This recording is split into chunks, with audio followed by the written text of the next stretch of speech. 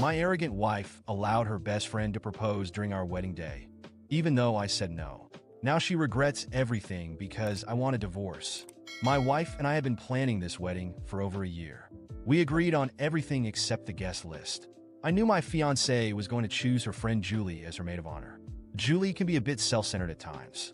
When we go out with friends, she always orders the most expensive dish and then insists on splitting the bill evenly because it's easier. She often makes and cancels plans as she pleases, even if it messes up my entire schedule. Once, I was planning a romantic dinner with my fiancé, but Julie showed up at our house unannounced with drinks, saying she wanted to spend time with her best friend. I tried to tell her we weren't available, but my fiancé insisted we reschedule our date for the following week since Julie was already there. That said, I supported my fiancé's decision to have her as the maid of honor because it was her choice, not mine. I thought I could tolerate Julie for one day for the sake of my future wife, but I was wrong. A few months ago, my fiancé mentioned that Julie wanted to propose to her boyfriend during our wedding reception. I firmly rejected the idea because that day was about us, not her. Of course, I would have been happy to help her with her proposal, but doing it at our wedding would steal the attention from the newlyweds. I had already heard other stories of people doing this, and I absolutely hated the idea. My fiancé agreed with me and told Julie she could propose on another date, or so I thought. During the wedding preparations, I was asked several times if she could make the proposal during our reception. Julie argued that it would be the only day both of them would be dressed formally for photos and that she wanted to have a nice memory. Each time, I had to refuse, explaining that the day was special for us and I didn't want it ruined. I was surprised by how insistent they were, especially my fiancé. I wanted my special day to be perfect, and I explained this to my fiancé for the fourth time, a month before the wedding. That was the last time we talked about it, and I thought they had finally given up on the idea. On the wedding day, I noticed my now wife and Julie talking secretly a few times, but I ignored it, thinking it was nothing. Everything, including the ceremony, was incredible until the reception. We were sitting down watching a slideshow of our beautiful memories and were about to have our couples dance when Julie suddenly grabbed the microphone and instructed everyone to be quiet. Julia took the microphone and instructed everyone to be silent. At that moment, I felt my stomach churn. Something inside me already knew what was about to happen, but I still held on to a sliver of hope that it could be something else. Anything other than what I feared. The entire room fell silent, and all eyes turned to her. Sitting beside my wife, I glanced at her, expecting her to say or do something to stop it. Instead, I saw a nervous, almost complicit smile. My heart raced, and a mix of anger and disappointment overwhelmed me. I'd like to take this special moment to share something very important, Julia began, with that pretentious tone I knew all too well. My fists clenched automatically. She was really doing this. She looked at her boyfriend, who seemed visibly uncomfortable, and began talking about how special he was to her, how much she loved him, while I, sitting there at my own wedding, was forced to watch the most pathetic and selfish display I had ever witnessed. My blood boiled with every word that came out of her mouth. All the attention, which should have been on me and my wife, was now entirely focused on her and the ridiculous scene she was creating. When she finally got down on one knee and proposed, a few people clapped. Others looked as uncomfortable as I felt. I turned to my wife again, hoping she would realize how wrong this was, but all she did was clap timidly, as if trying to justify her friend's behavior. That was the final straw. I stood up and excused myself. I didn't wait for her response or care what others would think. I walked straight outside, breathing deeply to try not to explode in front of everyone. I heard footsteps behind me, and within seconds, my wife was there, looking annoyed, as if I was the problem in this situation. "Why did you walk out like that?" "Everyone's looking," she snapped. "Why did I walk out?" "Are you seriously asking me that? Is that your priority right now? Not the fact that your friend just ruined our wedding? That you let this happen even after I said no?" I shot back, almost shouting. She began stammering about how she couldn't say no to Julia, about how it was her dream. I couldn't believe what I was hearing. "And what about my dream? Our dream? Does that not matter to you? You allowed the day that was supposed to be ours to become a pathetic spectacle for your friend. Congratulations, you've ruined everything." She tried to defend herself, saying I was overreacting and that it was just a proposal, but I couldn't listen to another word. Every excuse she made only confirmed how little she respected me, how little she valued our relationship over her friend's childish whims. I knew then that this was the beginning of the end. I went back inside only to gather my things and leave that nightmare behind. Meanwhile, Julia was being congratulated by some guests as if she had done something wonderful. My wife didn't even try to stop me. When I walked out, no one seemed to notice or care. The following days were chaos. My wife tried to justify her actions multiple times, saying Julia regretted what she did and that it was all a misunderstanding. But I was finally seeing things clearly. Julia wasn't the real problem. The real problem was my wife, who never had the courage to stand up for me or prioritize us. I knew I couldn't stay with someone like that. I filed for divorce. She was shocked, tried crying and begging, but my mind was made up. It wasn't just about the wedding. It was about everything. It was about every time she put others before me. Every time she let Julia interfere in our lives. There was no going back, but I didn't just want a divorce. I wanted her to understand the weight of her choices. While we handled the divorce details, I made sure to be firm. I told all our friends and family exactly why we were separating. I detailed what happened at the wedding without holding back. The image she cared so much about began to crumble. Julia wasn't spared either. I made it a point to expose her actions on social media, sharing how she had hijacked our wedding for her own selfish gain. People sided with me. Julia lost many friends and even the respect of some family members. I later found out that her boyfriend, the one she proposed to, broke up with her shortly after, saying he didn't want to be with someone so self-centered. As for my ex-wife, she had to deal with the consequences of her choices. Without my presence, without the support I had always given her, she finally realized what she had lost. But for me, it was far too late. I moved on, free from that mess, knowing I would never allow anyone to disrespect me like that again. What torments me the most isn't what happened on the wedding day itself, but what it represented. A wedding is supposed to be a milestone, the beginning of a life where two people come together to build something greater as a team. But at that moment, I realized that ideal had never been our reality. I had never been her priority, and that became painfully clear on the one day that was supposed to be entirely about the two of us. Julia, with her arrogance and selfishness, grabbed the microphone and stole the spotlight, but it was my ex-wife who gave her the space to do it. Not only did she allow it to happen, but she also tried to convince me that I was overreacting, that it was just a small detail, a special moment for someone else. As if our day could be shared, as if the magic of our wedding wasn't something unique and sacred to us. It was the epitome of disregard, and honestly, a reflection of our entire relationship.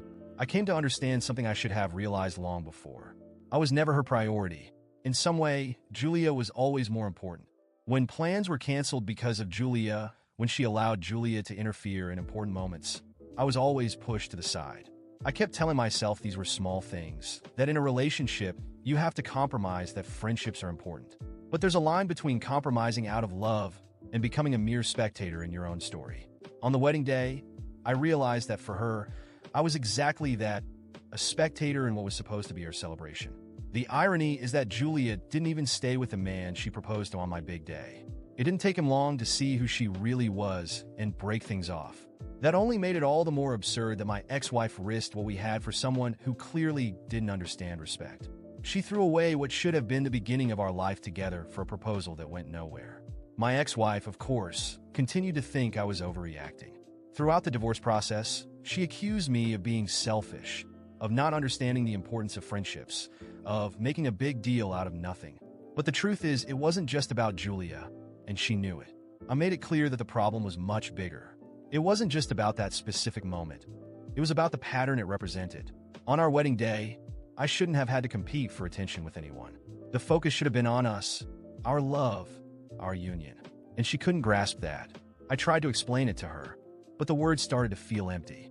Why should I have to insist that someone understands something so simple?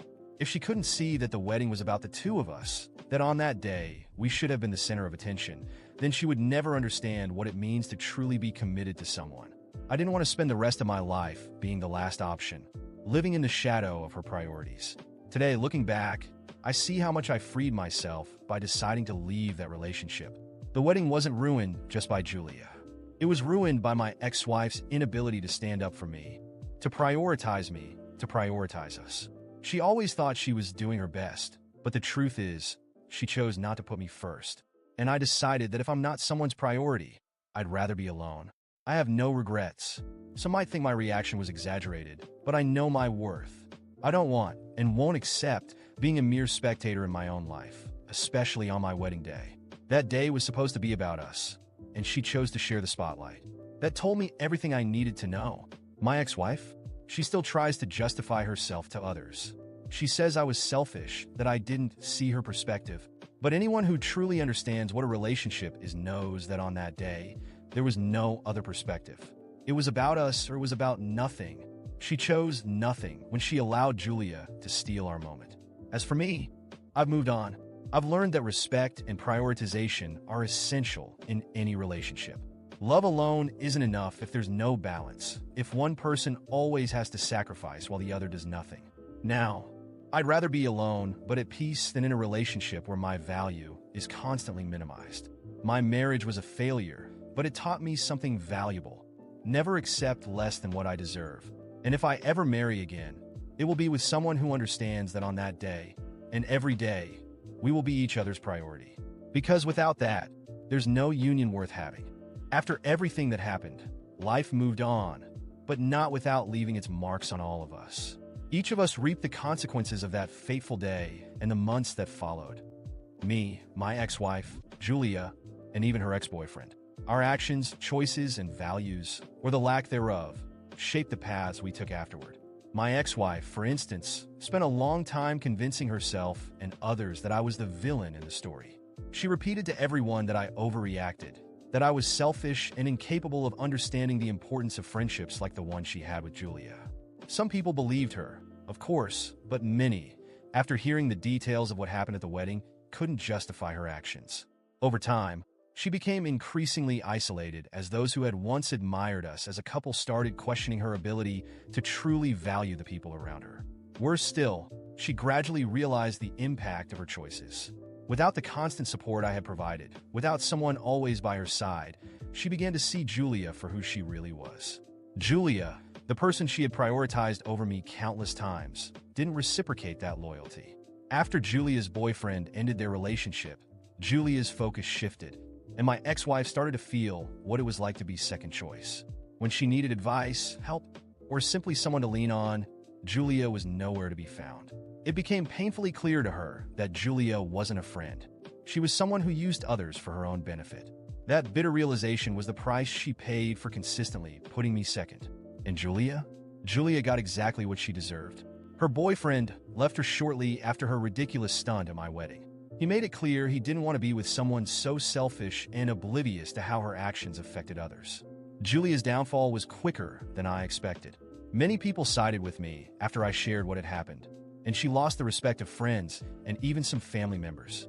Her reputation, once built on a facade of charm and subtle manipulation, crumbled. She tried to re-enter the social circles we had once shared, but no one wanted to be associated with a person who had ruined a wedding out of sheer selfishness. Julia's ex-boyfriend, on the other hand, moved on admirably. I learned through mutual acquaintances that he eventually found someone who truly respected and valued him.